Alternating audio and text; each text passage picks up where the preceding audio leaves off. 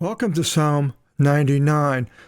The Lord is holy, sanctified, set apart. He is way above us. He is perfection because He made everything. Everything that is made is not perfect. It all has some sort of a issue with it because of its being created. And man is no exception, but man originally was created perfect. But then at the fall of Adam, things changed, and we are no longer holy as far as the perfection of God. We are separated for God. We are holy, separated for God, as it calls us holy ones, saints in the King James, people that are separated for God's purposes. It's quite an honor, actually. It begins, and I'll read some of the Greek. Psalmos to David. O Kyrios evasilevson orgizestoson lei. O kathimenos epi ton cherubim. Salevthito igi. A psalm attributed to David, as many of them are. The Lord reigned, and we talked about that in the last few psalms as far as the reigning of a king and what a king is and so forth. But here we have reigning, Vasilevson, Vasilevson, and we have a king is a Vasilevs. And here we have the verb, he reigned as a king, basically. Let peoples be angry, or it could make this, it's orgizestos, the orgy comes from this, or be agitated might be a better translation than angry. Let them be agitated. He is the one sitting upon the cherubim, the cherubim. Now, what are these cherubim? Well, the first mention of the cherubim is in Genesis 3:24, where it says, "And he," that is God, "cast out Adam and settled him before the paradise of the delicacy. And he ordered the cherubim and the flaming, turning broadsword to guard the way of the tree of life." So Adam would not be able to go back to it. So this was the first mention of the cherubim. Then the next mention is in Exodus 25:18, where Moses is instructed while he's on Mount Sinai, when he comes down to make, it says in Exodus 25:18, "And you shall make 2 cherubim, golden wrought," cast of some sort, "and you shall place them at both of the sides of the atonement seat." Now, these cherubim had wings, and you can go in to see the description of them in Exodus 25. And then a man who saw them, the real ones, not the ones that were in the tabernacle and later in the temple, that were wrought. Wrought means made, generally something like it's forged or welded. And Ezekiel, it says, he saw in the glory, in Ezekiel 9:3, "And the glory of the God of Israel ascended from the cherubim, the glory being upon them, into the open air of the house." So God is upon the one sitting upon the cherubim. The cherubim are not mentioned in the New Testament except for one spot in Hebrews, which is explaining the things that were within the temple, the cherubim being one. But the cherubim are not mentioned there. Other angels in Revelation and so forth, but not the word cherubim. And then continues, "Let the earth be shaken," in the imperative. God is in control. Let the earth shake. It's in control of God. The earth does shake with asteroids hitting it, earthquakes, and so forth. And we are thus shaken along with the earth. The Lord is great in Zion and is high above all the people. And Zion generally is the area of Jerusalem, and then it went into the greater Israel. And so the Lord is great in Zion and is high above all the peoples. Well, he's high above all the peoples, but now all the people of Zion, Israel today, recognize God in his fullness. Most of them, I believe, don't. A lot of the Jews coming to Israel came from the atheistic Soviet Union, not believing in any God, let alone the God of Israel. Then 9:3, let them make acknowledgement to your great name. And the name to us Christians is Jesus, or Jesus. For he is fearful and holy. And if it's talking about Jesus, fearful, yes, when we go stand in front of him, as we find out. We found out in the last chapter, the judgment of Jesus. To be fearful is stand in the hands of the living God. And he's holy, and he was sinless, set apart from man. And the honor of the king loves equity, which Jesus did, wanted equity among the widows and the orphans instead of being taken advantage of.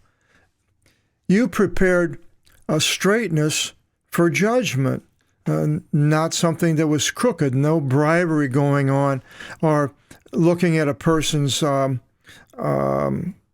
stature more or less.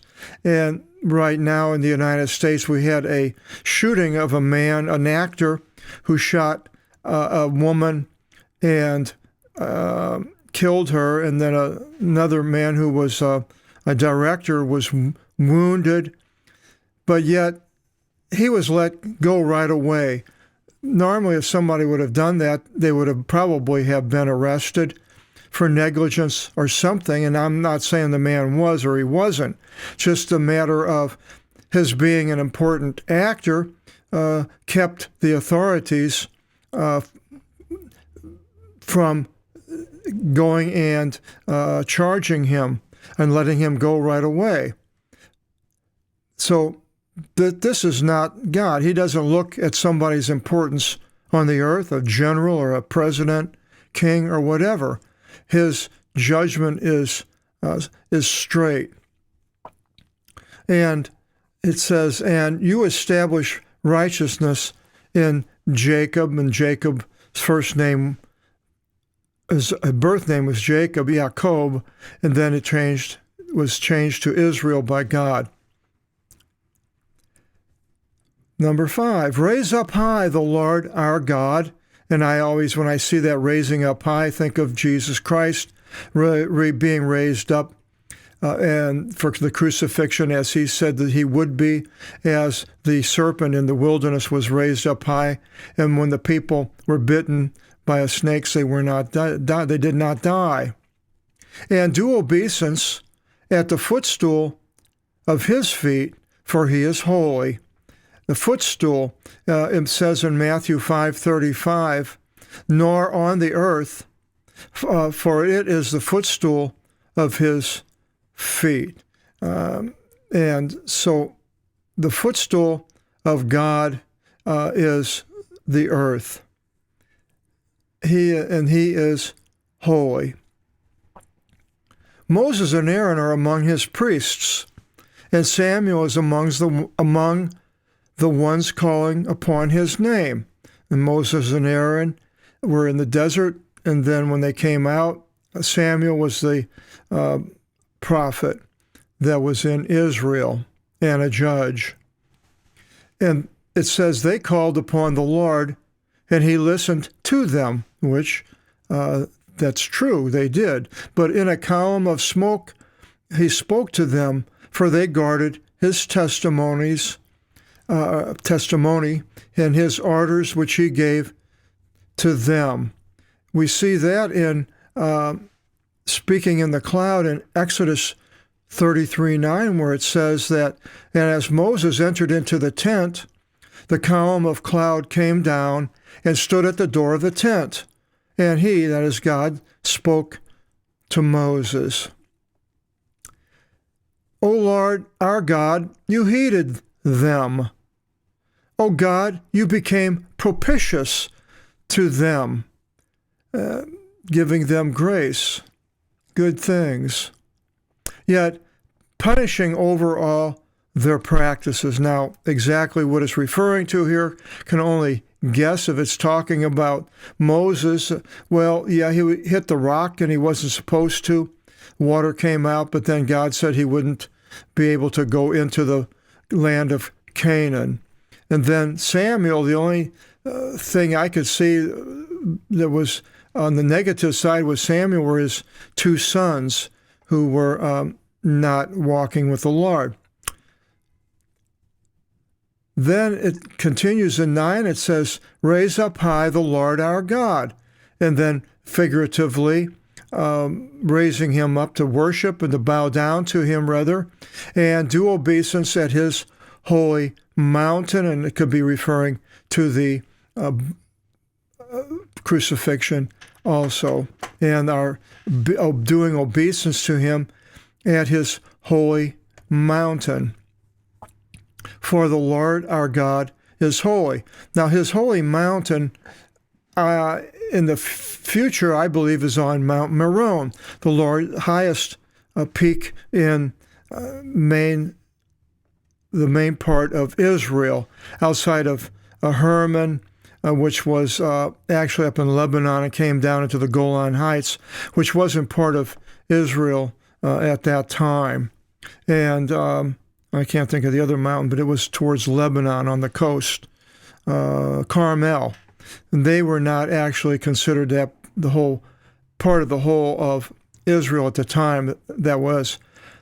But Mount Meron, which is slightly to the north west of the Sea of Galilee, it says in Ezekiel that the waters that there'll be a city on top of that mountain, and the water and the temple, and the water will go out of the temple eastwards to the Lake of Galilee. So it couldn't be Jerusalem.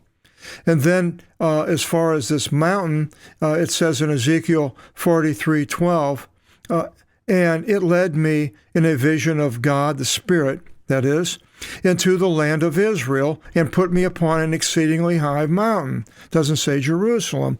And upon it was as the construction of a city before me. And then in 48:10 of Ezekiel, it says, and the mountain of the holy places will be in the middle of it. So the holy place is the mountain of the holy places. So that is exactly what it said down here. Raise up high the Lord our God, and do obeisance at his holy mountain. Now, the Jews today would say, well, that was Jerusalem, but I believe it's going to be on Mount Meron. Next psalm is Psalm 100, a famous psalm, not a very long psalm.